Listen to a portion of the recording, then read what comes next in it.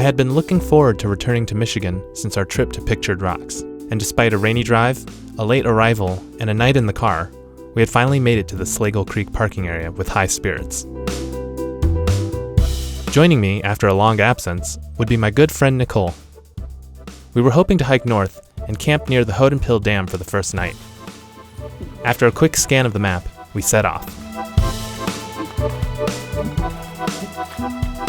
Spring had only recently reached this location, and the leaves were still hidden from our sight. But growing from the forest floor, I noticed some wild edibles sprouting up. Okay, so I'm not the resident plant expert, we know that Andrew is, but I actually am pretty sure that these are actually wild leeks or ramps. You can tell by the broad, flat leaves, and actually the stem looks almost sort of like an onion. It does have a poisonous look-alike called the lily of the valley, but one of the ways you can tell is that you smell the broken leaf, and it smells very strongly like onion or garlic. It seems like this hill is actually covered with them, so if we were trying to survive or forage out here, you could actually cook those with some sort of dish and it'd be really tasty. I've done that before actually. Soon after, we crossed over Slagle Creek, and the trail led up to a ridge, greeting us with a beautiful sight of Manistee River.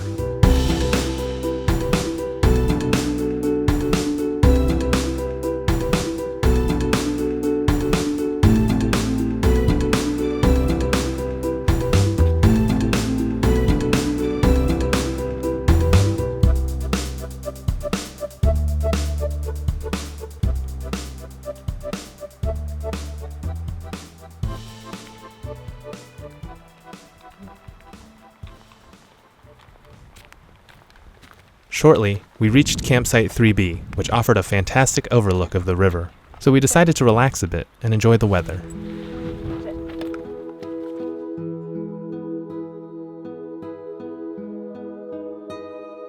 The calm flow of the water was matched only by the serenity we felt in ourselves, as we gazed out at the pines and beech trees that lined the riverside.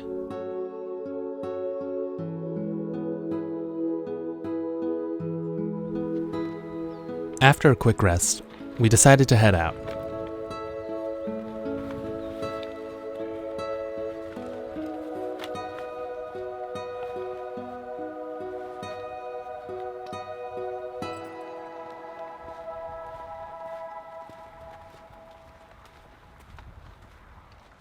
So what I'm liking a lot so far is how immediately diverse this area is.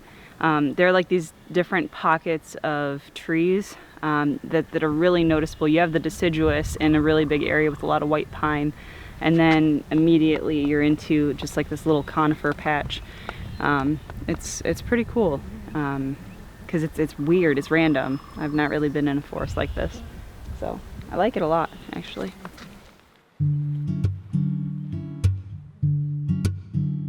We continued along the high ridge overlooking Manistee River, and although this was our first trip here, we couldn't help but feel a sense of nostalgia. As we hiked through the trees and crossed over babbling creeks, we were transported to a summer long ago when we were kids exploring that mysterious forest just beyond our backyard.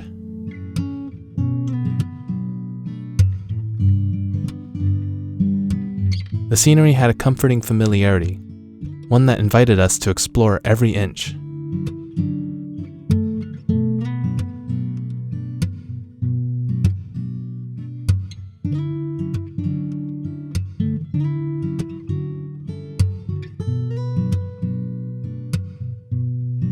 Soon the sun began to dip back towards the horizon, bathing everything in a golden light.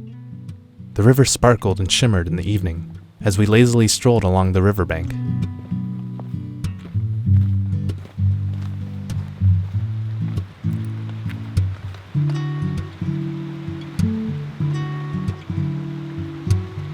After passing over a nearby small waterfall, we finally reached our destination, campsite 2B, where we decided to stop for the day.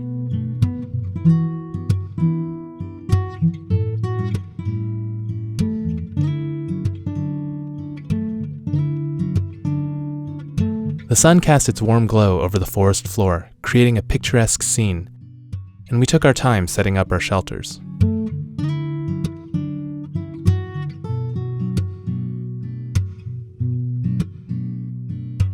As the evening quickly approached and we settled into our camp, I decided to take some time to doze off just for a bit.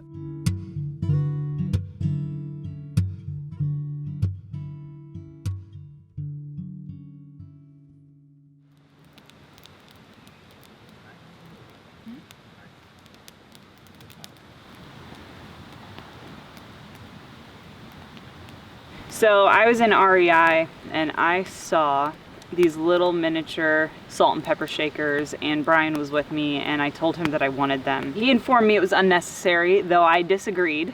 So we were at his house and he decided to make something for me that would work, and I thought it was really creative and eco-friendly.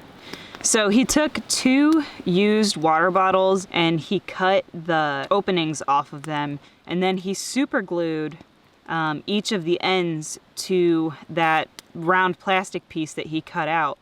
So in one end, pepper, and in the other end, I have salt.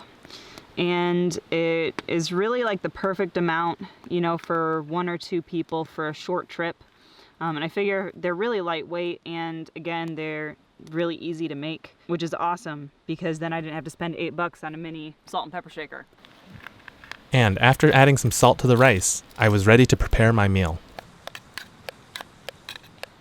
So I've got the rice. I've got these little seaweed snacks that you can buy at most grocery stores. And then I also have a little baggie of pork wool, but it's basically like dried shredded pork, and it's got a very salty taste. It goes great with rice. So what I'm gonna do is make little sushi balls on the trail.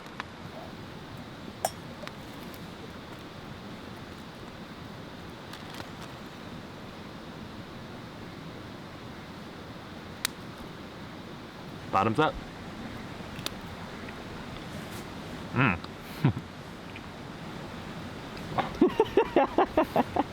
It really fills your mouth, but it's really good. The rice has the right texture, and the pork wool adds just the right amount of saltiness, and then the seaweed just ties everything together. If you've ever had an onigiri or a rice ball, I would say it's pretty comparable, at least for something you make on the trail. I think I'm gonna have another one. I eat like animal. Ah. Oh, no. It really does taste like sushi. Even though it's pork, there's something about mixing the seaweed and the pork wool together with that saltiness that kind of makes it reminiscent of a fish taste. So it's really comparable to sushi. It's really good.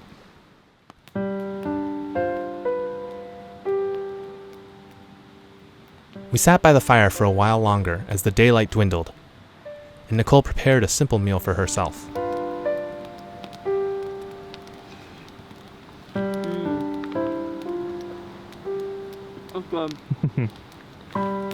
The quiet rushing of the nearby waterfall put us into a trance as we stared into the flames. As we burned the last of our firewood, we decided that it was time to call it a night, and we headed to our sleeping bags.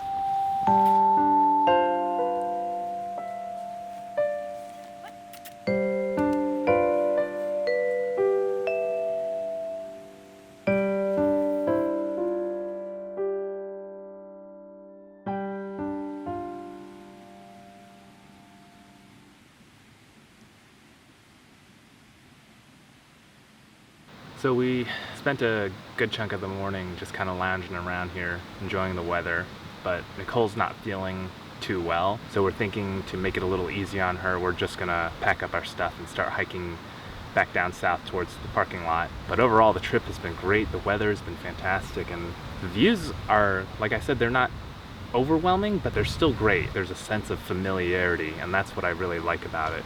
You don't feel like when you see this is just something so crazy beautiful that this is the only place in the world you'd ever see it, like Yosemite or something like that. So it's kind of got a naturalness to it or something, but I'm really enjoying it. And with that, we packed up our camp, took one last look around, and set off.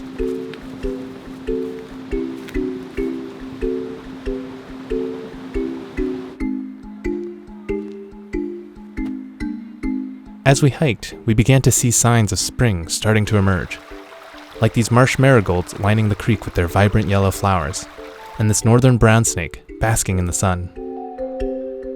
And with just a few steps deeper into the trees, the forest floors seemed to burst forth with green flora.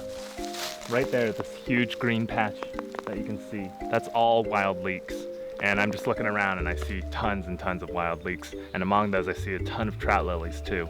I don't know if foraging is allowed here, but the next time I come here, I'm gonna double check. And if they are, we could make like a really good soup or something with all these leeks.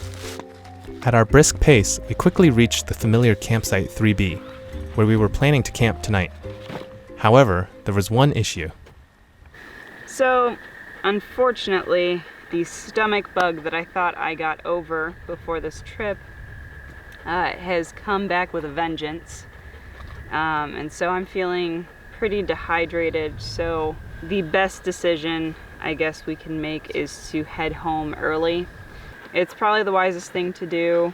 You never want to go on a trip when you're at risk for dehydration. So we're gonna head out, but it's been a good trip.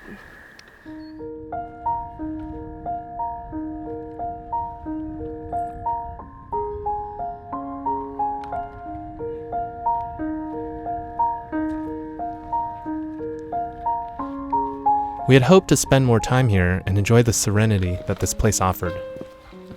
But we knew it would be better to take the safer option.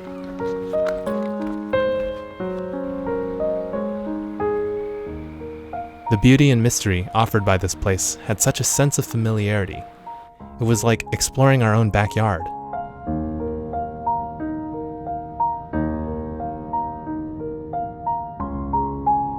Every hill climbed and every corner rounded, there was something beautiful to be found. And as we hiked the last mile to the parking area, we paused to reminisce, knowing that we would soon return to discover more adventures.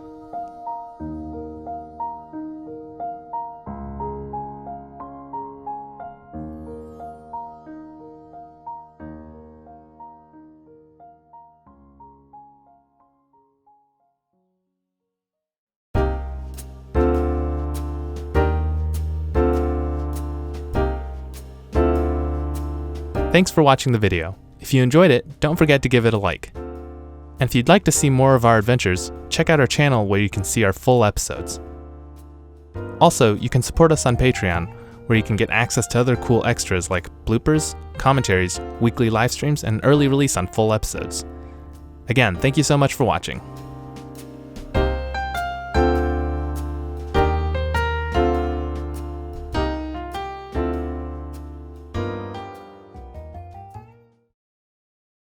It fills your mouth. Yeah, I was like, Come on.